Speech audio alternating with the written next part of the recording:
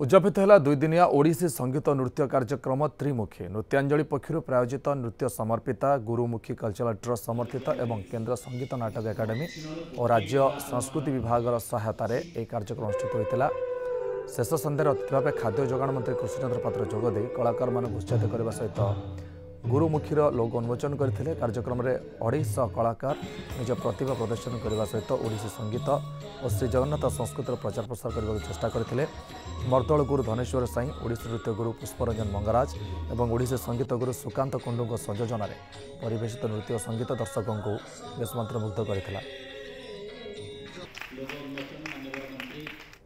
तीनिटा धारार संयोजित एकत्रीकरण ही माने गोटे कला को आगू नबार ये हूँ गोटे मार्गदर्शन कहीं तीनिटा अनुष्ठान मिसिची।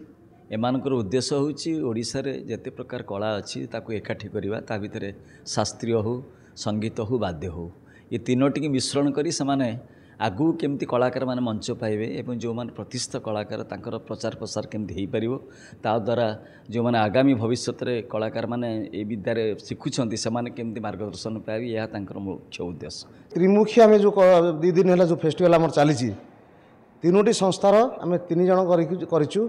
मोर आज उन्मोचन हम मोर आज लोगो बाहर आज गुरुमुखी मोर म्यूजिकल स्कूल टी है तार आज उद्घाटन मंत्री आसुँच कृष्णचंद्र सार आसुँच आज ये बर्तमान उद्घाटन हम।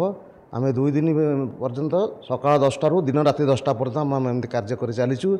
बहुत पिला स्टेज दौचु आमर भविष्य अपेक्षा करूँ जो ओडिसी संगीत ओडिसी नृत्य केमती आगू मर्दल केमती आगू प्रसार हम ए बाबद आम चेष्टा अच्छु। जगन्नाथ संस्कृति तथा ओडिसी नृत्य संगीत वाद्यर प्रचार प्रसार करुवा नृत्यांजलि यहाँ हूँ द्वितीय प्रयास एवं द्वितीय उत्सव जहाँ ओडिशार कला जगत को यहाँ गोटे अवदान त्रिमुखी तीनोटी ऑर्गेनाइजेशन मिसिकी आम यहाँ करूँ। मोर आइडियोलॉजी नृत्यांजलि माध्यम ओडिसी नृत्यर मौलिकता खाली रखा सहित ओडिसी नृत्यर प्रचार प्रसार करवा एवं नूतन कलाकार मानक मंच प्रस्तुति करवा बा मंच जोगैबा।